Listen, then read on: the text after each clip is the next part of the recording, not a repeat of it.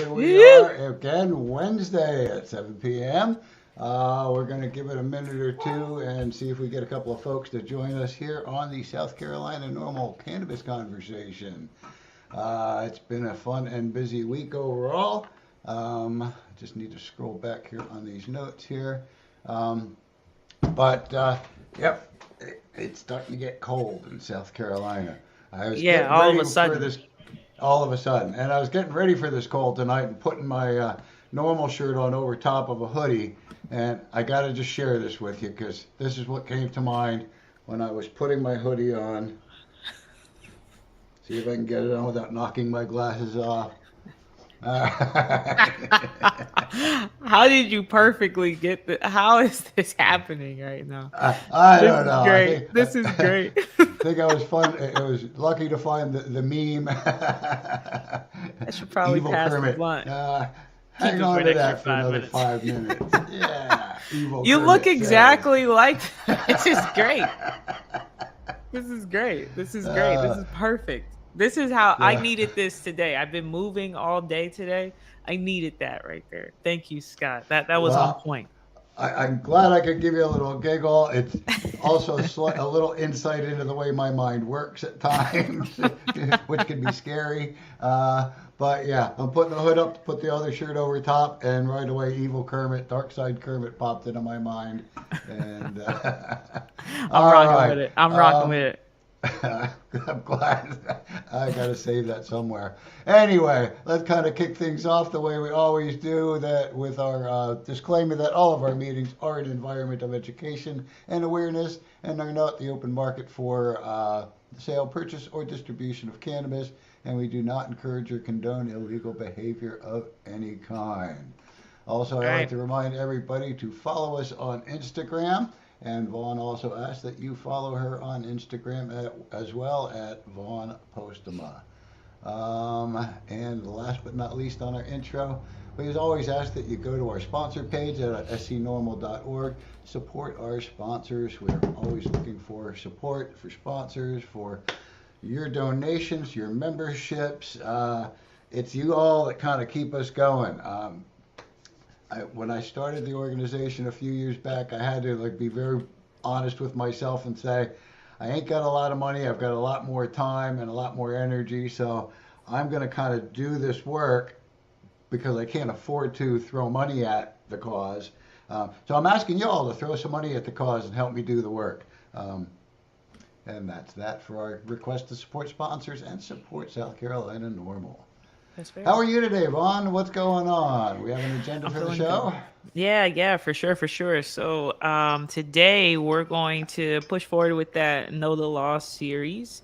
And with that, we're going to talk about sale or trafficking. So what we'll be doing, once again, what this Know the Law series is just us reading through what our current possession and penalty laws are in South Carolina. You know, we've got a lobby day that's coming up, and there's some things that the SC NORML team is working on internally, so that when we come to you at lobby day, we'll have some information for you about how we feel about the penalty laws and things that we've got in place there. So until that time, we just want to make sure that we're going over what we currently have so that you are aware of what we currently have. So that's what we'll be doing today. And then I'll also be flagging some bills that have been introduced that I just want to make sure that you're aware of now that they're out and about. So it'll be a light show, but an informative one. All right. And I also want to, I guess I'll throw it in as Canada headlines. We're going to have Cody Collerman join us here in just a moment. He was part of the tour up to Maryland to take some of our legislators up to tour some of the cannabis facilities. And so we're looking forward to hear what Cody has to say. We're going to bring him on right now. Cody, welcome to the Cannabis Conversation. What up, Cody? Oh, 1 second. What window is it in? There we go. All right, found it. I got 8 tabs open. How are y'all doing tonight? I feel you on that. Doing great. Good. Yeah, so we ended up taking 9 House reps and a senator, and a lot of them were freshmen, and a lot of them 4 of them were freshmen in the upstate, in the Greenville and Aiken areas, which was pretty interesting because that's usually a very hard area for us.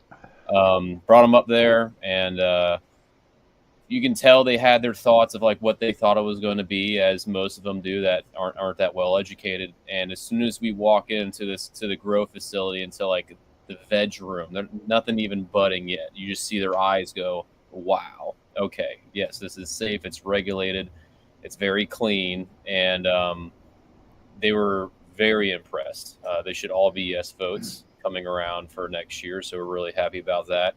I thought the funniest part was they walked us through to get from where they trim everything to the processing for the oils. They were infatuated with all the trimming going on, and they're like, "Oh, look at this!" And they're like bringing up pounds, bags with pounds in them. They're letting us smell it and this and that. They were so excited. I'm like, no. Let's keep on moving. You don't want this in the bill. You don't want this. Like, we're gonna. That's right. Yeah. So, yeah. Well, that's what I was gonna say. They don't want that in the bill. Why are they so fascinated? Yeah. So I mean, that's the thing too, right? It's. I was really taken back, and I was helping driving them around. We went to lunch with a couple of the Maryland state senator, and the former police officer that's in charge of their compliance was there also, kind of going through everything, how it works, regulations, safety, and they're all talking about, mainly after that was how the details of the bill, which Jill Swing helped out with a lot, which was how does this how can we pitch this to the other freshmen to make it so they're a yes. So overall, very good trip. If we can, we'll try to do it again during the session, but we do think it's going to move a heck of a lot quicker this year than it did last year. So we'll have plenty of time. And there's even a little bit of kind of a rumor going around that the governor might come out and say something in support of the bill. Maybe not direct support, but as he did say during the election this year that he supports it medically to an extent. So we're hoping that we can basically get in his ear and help his leadership guidance to the House, saying if you get this to my desk, I'll sign it. That's all we want him to say. So overall, very very good trip. I just went down. I was in Georgia yesterday with one of the first licensing facilities they have down there, and they also have a DEA license. There was a bunch of essentially their House reps and senators that we're going to try to bring up when we're doing testimony again, because they're allowed to speak on that issue, not in their state, essentially. So they can come up to South Carolina. And one of them, he's from the most conservative part of the state, and he was the champion for it in their House of Representatives. So it was really nice to meet him. We got a hold of all the Georgia Medical Cannabis Committee, and giving us a lot of great information on how we can set up our bill as a good pilot program per se. I know it's not everything we want. I get that. I understand that, but at least it's a foot in our door. All right. Thank you very much for that update. Yep. That was really cool. My favorite part for sure is the smelling of the product, and just being so intoxicated, if you will. Oh, they're drawn in. They had 2 rooms that were like, one room was they're cutting it that week. They were beautiful looking stuff, and they were all getting up, taking photos, and they're like trying to touch it. I'm like, don't touch those plants. Like, know how much, like, you're breaking the regulation right there, sir. But for them, I think that's the biggest thing, for them to actually see how it works. They're just like, yeah. And of course, for me, I rant about this pretty often on here. When you were talking about going through the trim rooms and how fascinated they were by it, the first thing that kind of pops to my head is, of course, our State Attorney General Alan Wilson's opinion letter that, hemp flower is unprocessed, hemp. Same thing with medical cannabis, where they kind of forget that curing and drying and trimming are all processes. Is the process. Yep. Yeah, I love that they were able to see that. I mean, education, clearly, this is another example of this, of how education is so powerful. How we walk around a lot, especially a lot of the citizens in places where this is not legal or where marijuana is not illegal. there's so much education or lack of education that's there in just these moments of introducing people and to a process that says, hey, this is what, I think it reminds people that this is a plant that has its own like life cycles. It's got, there is a degree of attention that must be put towards it. Like this is a craft. This is a craft. This isn't just, what we've been told for years and years, or propaganda about what we've been told and what it is. Like it's a craft. And to have a good product, to have good flour, like it takes a lot, and resources need to be given to farmers, and so forth and so forth. So from seed to table, if you will, same that we do with our with food and things of that nature. Like we take a lot of pride about the processes of that, and we glorify that a lot, especially here in Charleston. So I love to hear that. Really happy about that. So very cool. think, Very cool insight there. Yeah, I think and I've too. got one other question on that real quick. You said about half of the attendees were freshman legislators. Yes. Okay. Yeah, including the president of the freshman caucus was there too, and he's my House rep, Matt Lieber, and I was essentially whenever we went anywhere, I made sure he was riding shotgun so I can like talk to him through it, because the manager of the grow facility that did have a couple, I wouldn't say setups, but they did have a couple plants that weren't looking that well, and they kind of mentioned how these are plants that we would take these away, right? So these won't be basically kept growing. And then when we're at one of the dispensaries, one of the good little inputs we had was how they mentioned as soon as the dispensary opened, crime in that local neighborhood decreased. And we had the security officer there was an off-duty cop, and he was able to say, yes, that is true. That was kind of partially what I was hoping to hear in a way. Do you know if any of these new legislators also support decrim? I can't publicly say things they said, but they do support it past medical. Cool. Okay, that's all I needed to ask. Very cool. All right, anything you want to add before we go on it? I'm sorry. So no, they're very caught up with the times, and I would say all of them were Republicans also, so that's all ending that stigma too. Awesome. Great to hear. All right, anything else you want to add before we kind of move on with the program tonight? That's it. Thank you for having me. All right, I'm going to Thanks, you for Cody. being here with us, and we look forward to you joining us again in the future. Thanks for being here. Nice, very cool update from Cody. That's really really dope.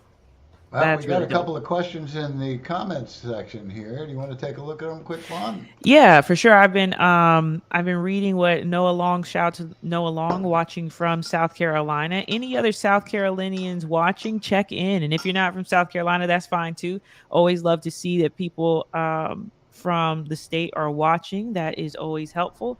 But yeah, a couple of questions from Noah Long. The first was, and these are great questions actually. Really great conversation starters.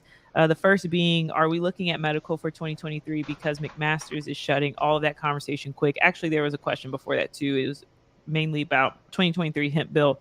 Do we know anything new about the 2023 hemp bill? Now, my question to you, Noah, is, are you talking about on a South, like state level, national level, or I just want to know which element you're talking about there.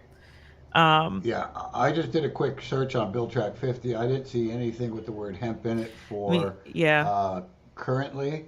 Because I know there's been conversations about, well, I am not sure how far this is going right now, but I know there's been conversations about making some changes to the Farm Act, or just and hemp within that, right? Increasing the amount of THC, right? So, yeah, and I haven't seen any of that as far as state level here at this point. Right. As we did talk a little bit about last week, there is the House version of the South Carolina Compassionate Care Act that has been introduced, and we'll be talking a little bit more about that over the next few weeks. We also anticipate Tom Davis's, Senate version of the Compassionate Care Act to come out at least by, the beginning of session on January 10th. So uh, we will be looking at medical marijuana again this year in South Carolina. Yeah, Absolutely. and with that, actually, I did want to take a moment. This still kind of ties in before I go to your next question, Noah, that I would love to take this moment just to say, just like we were just talking about, the House has introduced the Compassionate Care Act, their version. We also have a couple of other bills out there that have been introduced. H3 226, Put Patients First Act, is out and about. I will put the URL, pop that in here for y'all to check that one out. And then there's also a decrim bill, marijuana decriminalization, that focuses on veterans. So that is H3135. I'm going to put that in there as well. So take a look at those. That is what we've been talking about here recently on Cannabis Conversations. And we will stay on top of that as best as possible. Yeah, and a great place to kind of keep an eye on that is, again, it's a site called billtrack50.com. You can go into the bill searches and you can kind of search by uh, words within the document, and then I believe you can sort out by date and things of that nature. Um, so that's where we are so far for this upcoming session. Mm-hmm. These are all, again, all pre-filed bills because session doesn't officially begin until January 10th.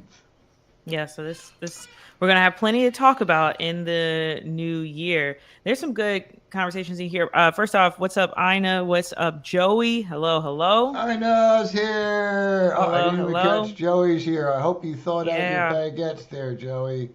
Uh, Joey sent me a message the other day. He happened to be out at the Festival of Lights. Messaged me, Nice. asked if I was working, and I didn't see the message for a couple hours. Um, but he told me he was out at the park and they froze their baguettes off. And so I That's hope you great. have thawed your baguettes by now. Hope they are And thawed we out. have DJ Josh with us again tonight. Welcome, Josh. Oh, Good what's to up, see you again. Josh? What's up? I'm gonna pop over real quick, and this is, we actually still have a little bit more time, so I'm gonna take this question real quick from Noah about, oh well, this one right here. I didn't. Yes, more on selling hemp flower. We have plenty of. I have plenty of thoughts about that and about what exactly is legal and what is not. But this is the one I wanted to pop up here. What about all the Delta variants? Is that hurting the cannabis industry? I wanted to acknowledge this question because it's a great question, and I think that I don't I personally don't think that Delta variants are hurting the cannabis industry. I think that a lack of consistent regulation is what is hurting the cannabis industry. I think that lack of education is what is hurting the cannabis industry, because if we had a little bit more structure around those the different, once again, Delta variants, when it comes to your D8s, your D9s, D10s, and et cetera. Um, Sometimes I feel like, and this is, here I am in the industry. Sometimes I feel like there's a lot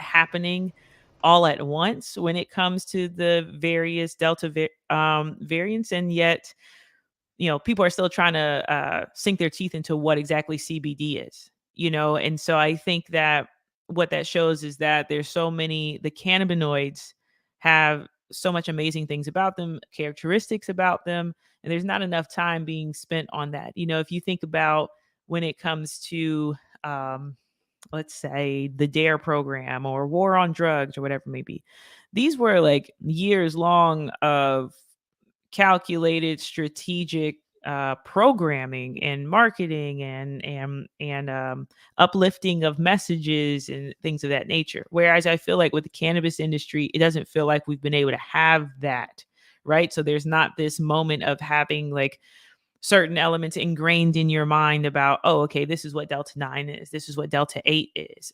There's a lot of, just a lot of rhetoric out there, a lot of misinformation.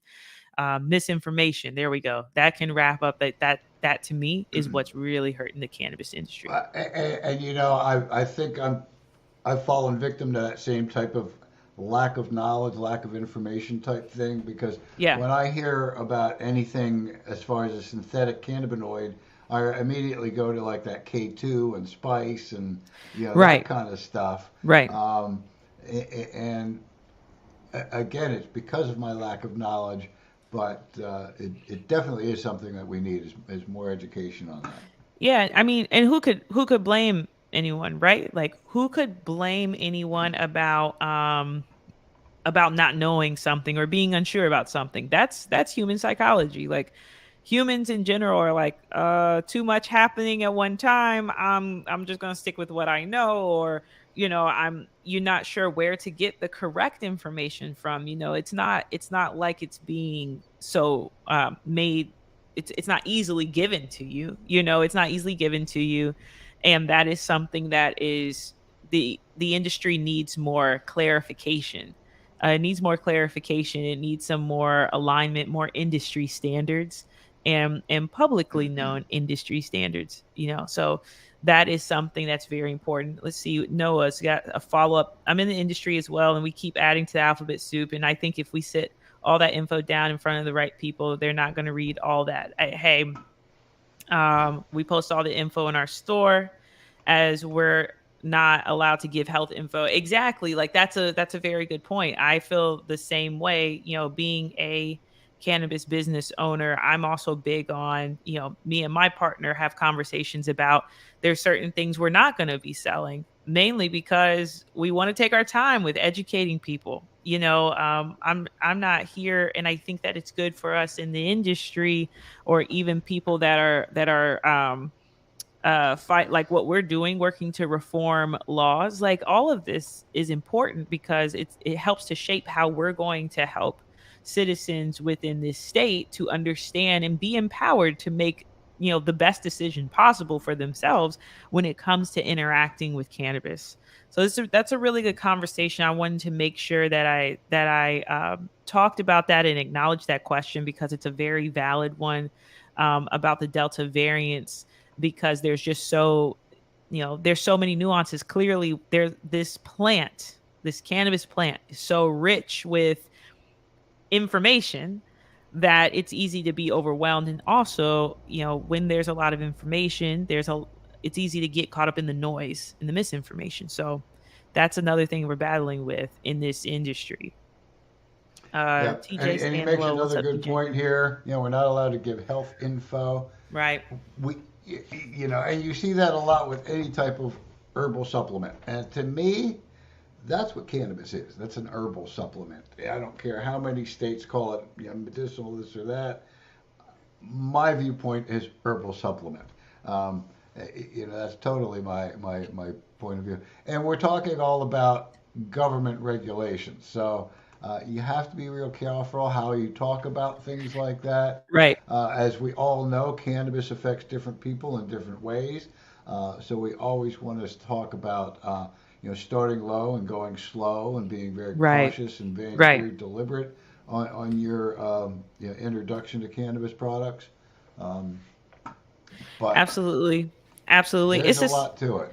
It's the same with I feel the same way about things like ibuprofen, Benadryl. Like, what's really interesting about anyone that's in, especially let's just say herbal supplements in general. Like if you're someone who's really big on taking like organic herbs, things of that nature, you know, the rules still, in my opinion, still apply even with over the counter medication. It's just that we've been so like programmed to be okay with over the counter medication that it's like, oh, okay, I know that I'm gonna take a couple of Benadryls and it's just fine.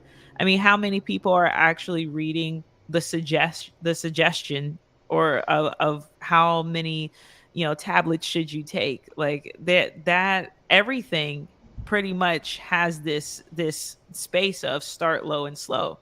But because of it being ingrained within us, we're like, oh, I know I'm fine taking this Motrin or whatever it may be. Well, cannabis isn't the same. It's the same thing. Start low and slow. But God forbid that we look at cannabis like that, right? Like it's okay to have drugstores that we go to. It's okay to have drugstores, but it's not okay to have cannabis because it's a drug. Well, make it make sense. Like, make it make sense. CVS is a pharmacy, like Walgreens, like these are drugstores. No, it's not. You can't just generalize it and demonize it. Joey says it great right here. Bim, words matter, and they do. And shout out real quick to all those business owners out there that are in the cannabis space, especially in states like South Carolina, because words definitely matter about what you're saying, what you're doing. Like, it's very important. It's very important. I mean, let's just go back to our conversation a couple of weeks ago about that North Charleston memo. Um, Right. and they're trying to make it sound like having Delta 8 in your shop is going to get your, everything in your shop confiscated. Right. Um, Right. Their scare letter, as it was well stated. But that's the stuff that's going on out there. So that's what this sort of brings back to mind is words Yeah. matter. And we've got to be very cautious and really tiptoe around and know what we're talking about. Yeah. And I also Noah is coming with the comments. Oh, Appreciate I it. wanted to real quick before it gets away from me say good evening back to TJ. Thank you for joining What's up, us, TJ? All right, What's let's up? get back to Noah's question. Sorry about Yeah, that. Noah, I'm loving it. Keep it coming. Yeah, absolutely. This part right here where Noah's saying at least 20 new variants coming out in 2023. He went to a conference. Says, like you said, a lot of false info out there, especially synthetic supplements added in. And this right here is to your point, Scott, of why I say it's not, it's not unfair for you to be skeptical, right? Because of the fact that this is an unregulated market, right? Anything can happen. And this is why we need something we need to step in. We need some regulation. We need some guidance instead of just saying, oh, just do away with all the Delta 8. Like, how about let's take a little bit more of a step towards accountability and responsibility, educate ourselves and say, how about, Delta 8 naturally occurs in cannabis. I've said this before on this platform. Whether it's smaller amounts or whatever it may be, it still naturally occurs. So with that being said, if we're going to talk about cannabis, we're always trying to isolate just certain elements of the cannabis plant, but it's a plant that holds hundreds and hundreds of cannabinoids. And we're over here just talking about kind of the big 10, so it's a complex plant. It's a complex plant that's got a lot of cool things to learn about. But we have to take some responsible actions, and being in this space where, you have an industry that's just kind of,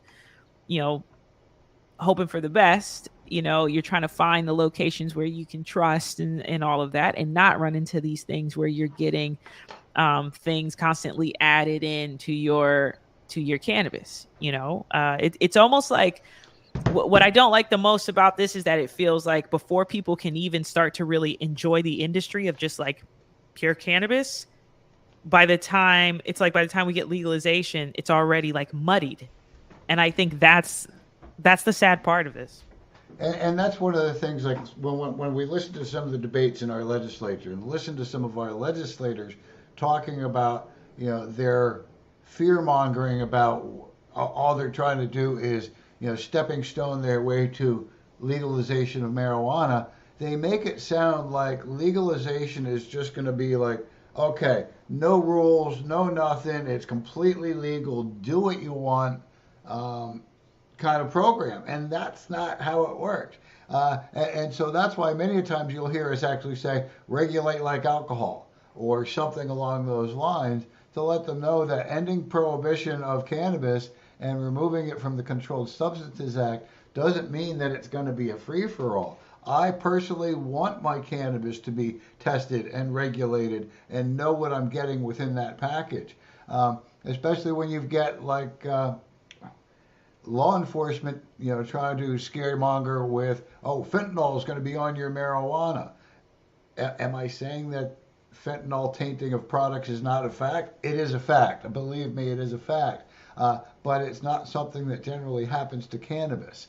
And so that fear mongering just sort of just reassures me that we need regulation. We need to have it tested so that when it gets into our hands through the proper supply chain, we know that we're not getting something tainted.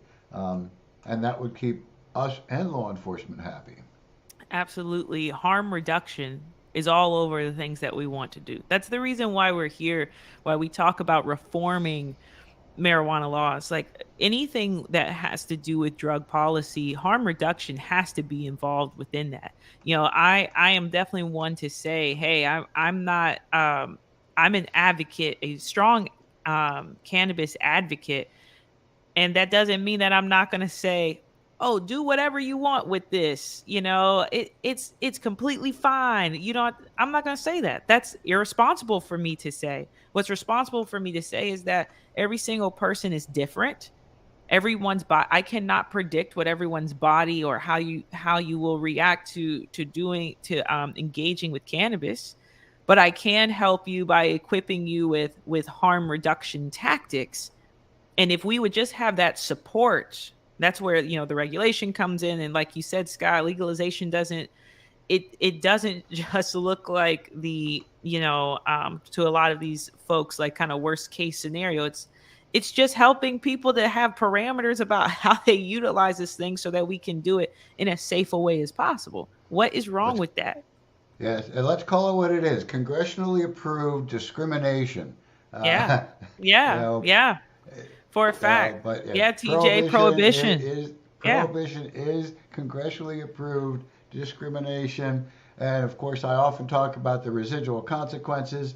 They want to really hand it to you and keep you from improving your life and getting student loans and helping you have a roof over your head by preventing you from getting public housing. And Yeah. they don't want you to have a job. They're going to make you pee in a cup. And so, yeah, call it what it is. It's discrimination, and it's Right. unconstitutional. Right. And you see how well we've integrated alcohol into our lives, right? And how, I'm someone who works works closely with food and bev industries and things of that nature. So trust me, I've got my good wine in the other room right now. Like I let Oh, like that's something, I'm with it.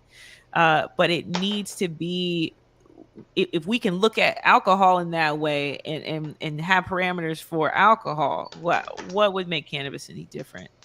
yeah. You, I you mean, right gotta you after the gotta call. amen. You gotta amen, Scott. Hallelujah, brother. All right. Yeah, right after the call's over, I'm going to release the Kraken into a little bit of eggnog, and yeah, but I don't That's do what that. I forgot, the eggnog. I forgot the eggnog. Buy one, get one at Harris Teeter. Okay. I feel like I can never get through one carton of eggnog. Can anybody get through? Do you get Oh, through one carton of eggnog? well, I mean, I'm talking the little quart-sized ones, but yeah, I buy it by the half Okay, yeah, gallon. yeah. I'll buy the See, half gallon jug, and we'll get through it between the two of us. Add enough rum or whiskey or whatever you like in your nog. right, right, Um, right, right. Noah's saying too rich, too thick. Too He thick doesn't and rich. care for it. See, And I I get that from love, a lot of people. It is a very yeah, thick, custardy. Um, yeah, yeah. but we're getting way off the subject there. We But are, mind but you, it's alcohol waits until after the program, where cannabis doesn't have to wait for after the good, program. good point. Quite often, that's how I prepare for the program. Good, So, good point. Good point. And with that, like you said, not to go too far off because I could rant about eggnog, but that's just a nice little glimpse that you all know we're regular people too.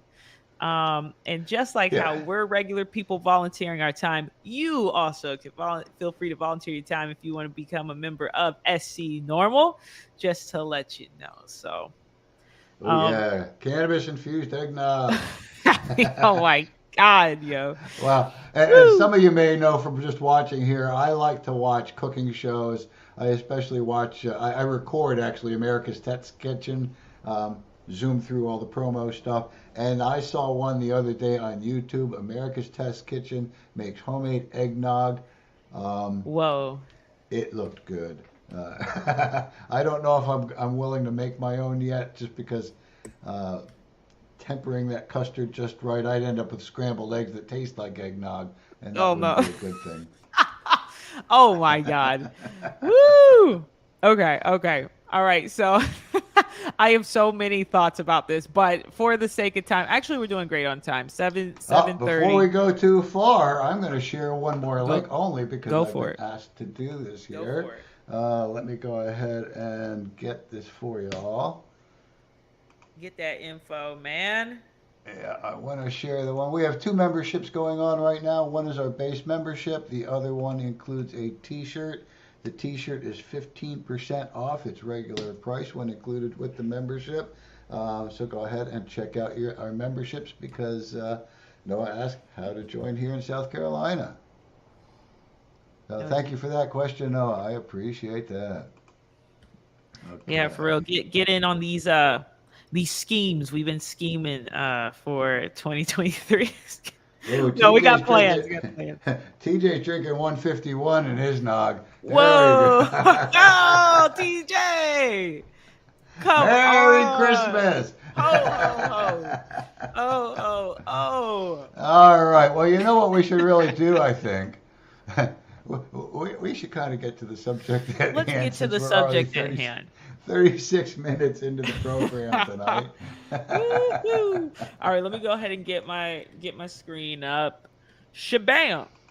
All right, so today we're gonna go through sale or trafficking portion of the laws and penalties, and what I'm going to do is simply just kind of read over these things, and we're going to talk about it. And you know, I'm just going to warn you all right now. Yes, you're probably going to hear me say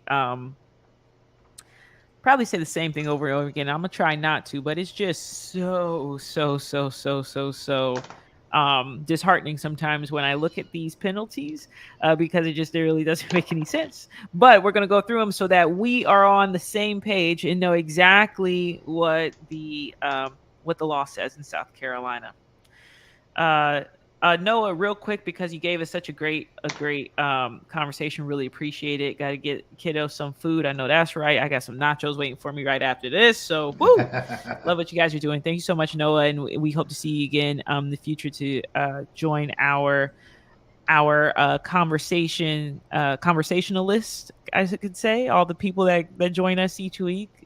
Ina, Joey, TJ, DJ Josh. All the good folks out there. Appreciate you joining in. All right. Always a joy of coming back to visit us again. Yeah, for a fact. Because, you know, me and Scott can get up here and we could talk to each other all, you know, for an hour without blinking. All right. So we appreciate that you all join in. Yeah, we appreciate that. We do. We appreciate it. I mean, some of y'all have seen some of the recordings. I've spent an hour just talking to myself. Yeah, that's right. He's the OG. He's been pulling this train for a while. Yeah, well, we started these back in early 2019. You know, just not as many people would always join in. So, with that said, we really do appreciate y'all for joining in. Come back next time. We're not leaving yet. We're not leaving. Out though to feed the little ones. So. Thank you for joining us, Noah. As we get started on this, I do want to point out one thing. When we talk about sales or trafficking in South Carolina, we are talking all of them being felony offenses. So that's federal level offenses. If your local U.S. House representative has not co-sponsored Nancy Mace's State Reform Act bill, I ask you to reach out to them, send them a letter, send them an email, give them a phone call, do all three, and ask them to sign on as a co-sponsor to the State Reform Act. And that bill is for descheduling cannabis at a federal level. Once descheduled at a federal level, guess what happens? All these felonies go away. Right. We need a great point, Scott. Great point, Scott. So glad that you said that. I mean, I that's the biggest thing about this sale or trafficking. I mean, look at this, y'all. Like, I mean, less than 10 pounds. That's anything less than 10 pounds. Now. Less Less than than 10 10 pounds. pounds, sales are trafficking. So if you're trafficking, you know, dime bags, nickel bags, you know, That's less geez, I than see 10 people sell pounds. it by the gram or by a Yep. joint or Yep. stuff like that. Um, that's less than 10 pounds. That's right. And you don't even And get where's it like get you? a 5 years, $5,000? felony charge right there. And then, I mean, this doesn't even have like a first offense element or anything of that nature. I mean, you get into and I mean, for the less than 10 pounds, 10 to 100 pounds first offense, felony, 1 to 10 years, $10,000. Well, I want to Mandatory go back to minimum that sentence, first. by I the want to way. go back to that less than 10 pounds one felony real quick. Go for it. Just because I need to refresh my memory. Let me get my mind on this. I mean, See look if I at have this, the right year. 25 years. Based on the 1994 crime bill, you get 3 of those less than 10-pound felony charges selling 3 joints. Guess what you can get? 3 strikes, you're out Right. for selling a Right. couple of joints. Wow. And here you've got 5 years, $5,000, less than 10 pounds. I just that is so it's wild, y'all. Let me go through line by Yeah, I'll line. let you go through without Woo! interrupting. No, but feel free to interrupt. Because yes, 10 to 100 pounds, first offense, felony. One, and this little asterisk means that there's a mandatory minimum sentence, which is another thing South Carolina got going on. So mandatory, like off rip, 1 to 10 years, Yep. $10,000. So you got 10 10. pounds and 1 ounce, you've got minimum 1 year behind bars That's in a right. federal facility. That's right. Federal now, federal, because all that, like Scott said, all of these felonies. 10 to 100 pounds, your second offense, minimum 5 years. 5 to 20 years, $25,000. 10 to 100 pounds, third offense, 25 years minimum. Minimum 25 years. Yeah. Yeah. So by this point in time, by the time you've gone through the first and second, you already got 6 under your belt. Then they're just going to put you away 25 years. Yeah, Felony charge. minimum of 6 under your belt. Yeah. So you already could that, right? It could be possibly more. have 30 under your belt based on Yep. those numbers. Yeah. Yeah, which is very wild, right? Because that means you could get to your second offense, and sometimes there's other elements that may come into play. But let's just say this is just straight up like selling. Like you said, it says 5 to 20 years, like a minimum of 5 to 20, but you could get 20 years You could get 20 years off of your for your second second offense. for less Right. than, for 10 or Right. 11 pounds, you know. Right. So it's very clear. It's very clear. I mean, possession, sale, trafficking. We see that there is a gross different, or clearly it's very different between these two. We see the stance that South Carolina is taking, which a lot of states as well take that. But South Carolina is a little, definitely known for its harshness sometimes when it comes to these types of penalties. And I do feel like this is still egregious. 5 years, $5,000 a minimum. Like the felony for sure is too much. And to Scott's point, we can't belabor that point enough, is that at a federal level, things have to change. Things have to change so that these don't have to be here for this. A felony charge, that's intense. It's intense. And scroll down to the bottom of that category. To a minor or within half a mile of a school, playground, or public park. Try and stand anywhere in your community and Right. not be within a half a mile of a school, a playground, or a public park. And all of a sudden, that joint that you're selling to somebody that was going to get you 5 years and $5,000 Right. is now going to get you 10 years and $10,000, even though nobody saw you. You're in some corner of an alley in the middle of, Right.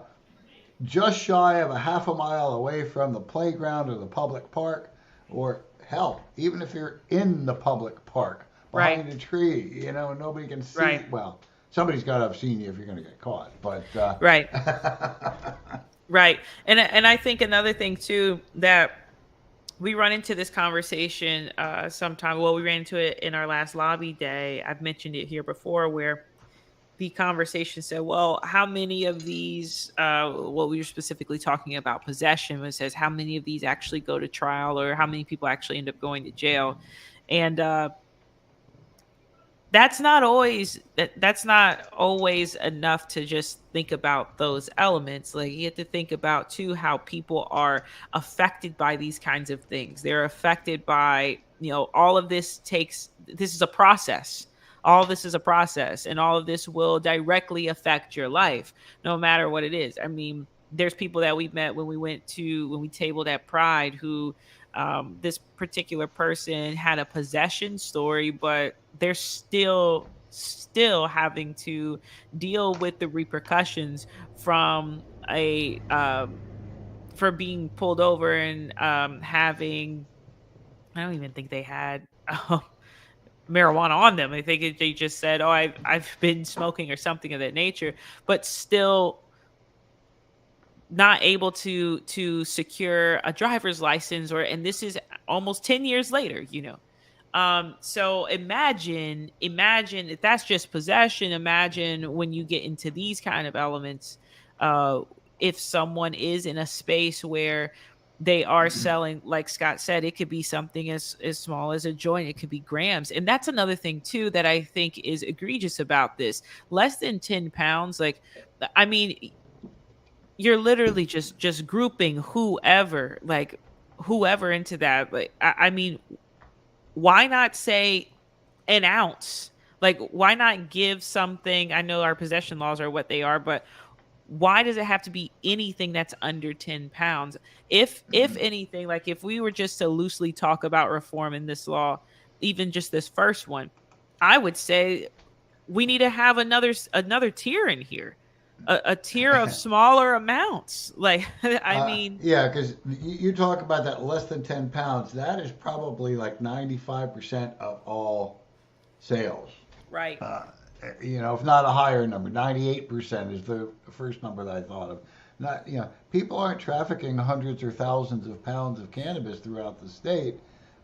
If anything, people are probably bringing in smaller amounts for personal use and maybe some to share with a couple of friends, kind of thing. And most of those numbers are going to fall under, the 10-pound mark. And let me add on to this.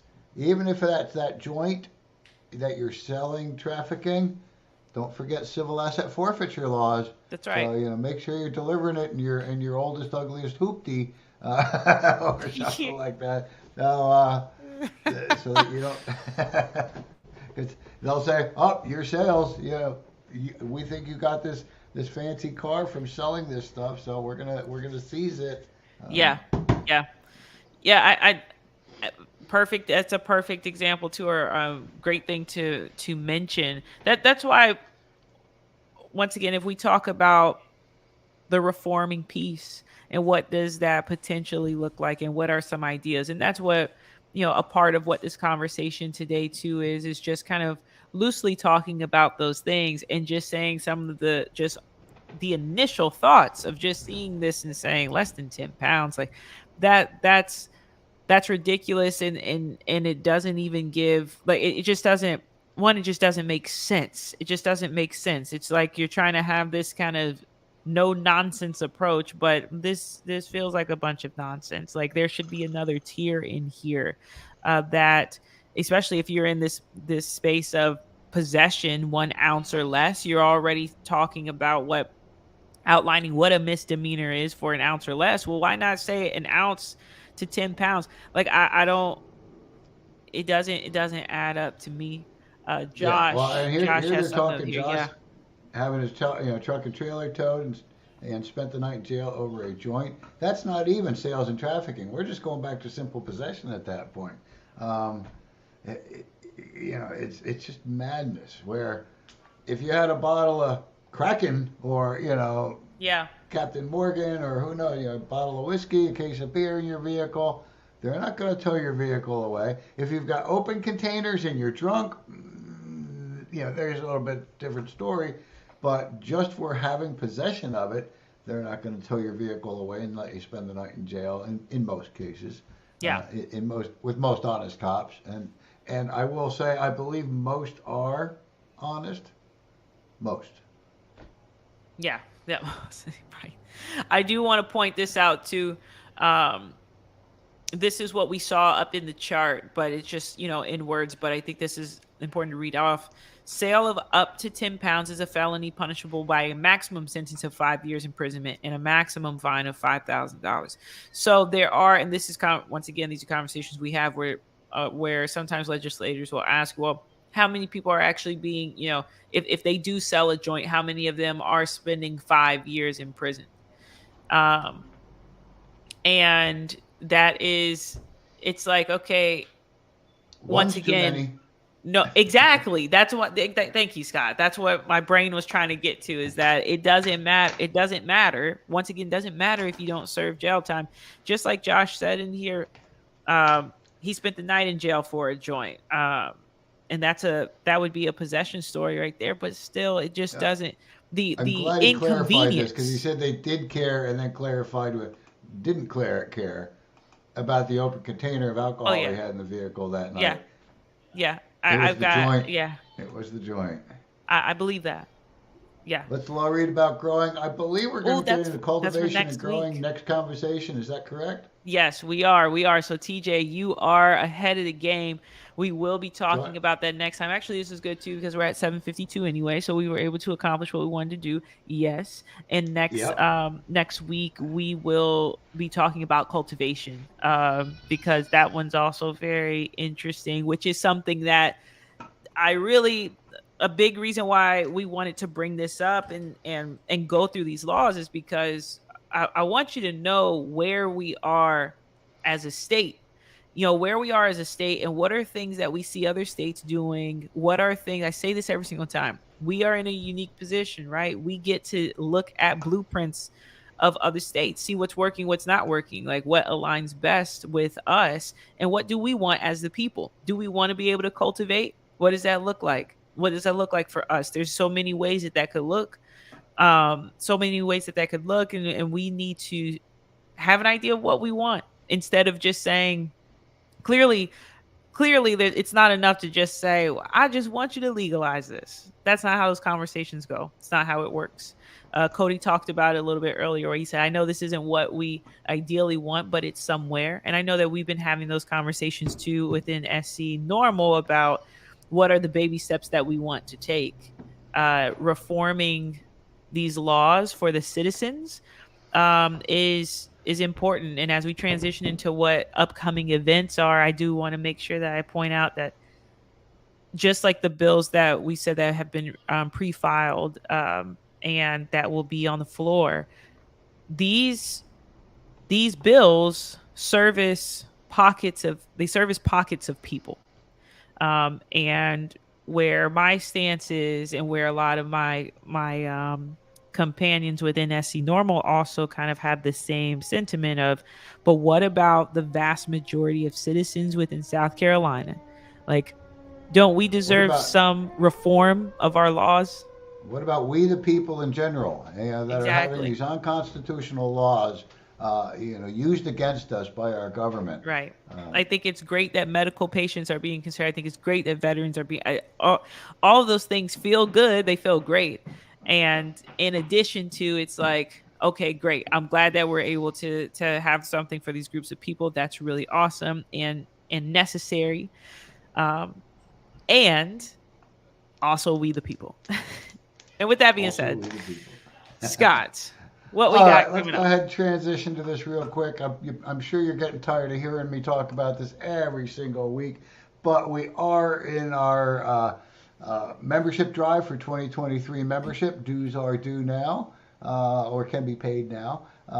We do annual dues to become a member. This is what helps support our organization between your dues, between donations, sponsors. That's how we try and support our activities here. So I want to just let you know that we are in the middle of our membership drive. To remind you, everybody who signs up and pays their dues by February 14th will get a copy of Emergent Clinical Applications, their own copy of Pocket Constitution. They will get 5 of our nice little vinyl stickers here, a button, and our ever popular little enamel leaf pin. You'll also be entered into our drawing for the grand prize, which is put that stuff away, Dope Man board game, as we've been doing for the past couple of years. We are down to about 8 of these in stock, and then they'll be gone forever. And I've also been trying to reach out to some local businesses throughout the state. I think I have secured 1 donation, although I haven't seen it come in yet.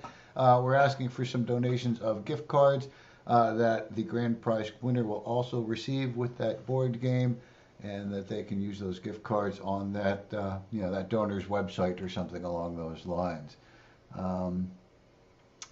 Beyond that, I also want to remind you, as we've been talking about the past couple of weeks, we are getting close, just shy of a month, or just a little more than a month away from our lobby day on Wednesday, January 25th, at the South Carolina State House inside. Hopefully we have good weather outside, but just in case, we are going to be inside the main lobby on the first floor.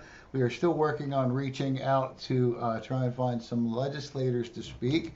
You'll also get to hear some wonderful discussions and commentary from myself, from Vaughn, and from Kristen, our deputy director. I'm not sure who else we're having as of yet. I've tried to reach out to Congresswoman Nancy Mace. As a matter of fact, just earlier today, I spoke with one of her staff locally here in the Charleston area and forwarded them the invite directly. So hopefully I'll get a response one way or another in the next day or two from Congresswoman Mace. I would love to hear her speak there at the State House, considering she was a legislator here in the state a couple of years back. And she may be able to, her words may be able to sway some of our legislators that are sitting there now. A couple others I'm trying to work on, but we'll keep you posted on that as we progress over the next couple days. In the meantime, if you would like to talk with your legislator on that day, after the press conference in the morning, Kristen is feverishly working on scheduling appointments with the legislators, your senators and your House representatives. As we get your RSVPs, and I should real quick go and try and find that one for you and give you the link to that. So let me scroll back here. It's going to be really awesome to see y'all out there. That would be so cool. So, all right, here's the link in the comments. Oh, I'm getting it there now. If you wish to sign up and speak with your legislator, you do not have to register if you're not interested in actually speaking with your legislator that day. But we do ask if you're interested in coming out, showing support, holding up some of the signs, the ones that we have behind us. The more crowd around us, the merrier. As all of us know, politics is a numbers game. So the more people that we have looking, showing support, I think the better chance we have of our legislators actually hearing us. Yeah. For true, Scott. For true. What about the governor? Invite the governor to speak? I don't think he will. Alan Wilson. I would love to hear them on why not. That is true. That is true. I mean, hey, we'll have to talk about it. That'd be a plot twist for you right there. I don't know if I want to hear what Alan has to say about harm reduction through decriminalization. But it'd be a cool conversation. It would be a cool conversation. I would love to have him on the show and talk about that. Yeah. But not as far as our lobby day. I don't think that would be to our benefit. Thank you, TJ, for the great job. Thank you. Thank you. Oh, yep, thank you for that. I do want to let you all know my watch just kind of buzzed my wrist and told me it is 8 o'clock. Yep. Before I start shutting things down and saying goodbye and get ready to go drink my eggnog with Kraken, let me just go ahead and ask Vaughn, do you have anything you want to throw out there to the people again tonight before we go? Yeah. I got nothing else. Thank y'all so much again for being here every single week. We really appreciate it. We love talking to y'all, and we make it a point to be here. And We I'm just do make glad it a point. that I'm on this journey with you, Scott. And just a kind of reminder, we've got Christmas Eve, Christmas Day coming up this weekend. So I want to wish you all that celebrate Christmas, have a Merry Christmas. We will be back again. Oh, and actually 26th is Kwanzaa, I see. So happy Kwanzaa for those that celebrate that. We will be back on the 28th, next Wednesday at 7 p.m. So we're hoping you come back and join us. Thank you again for being here, and y'all have a good night. Peace out, y'all.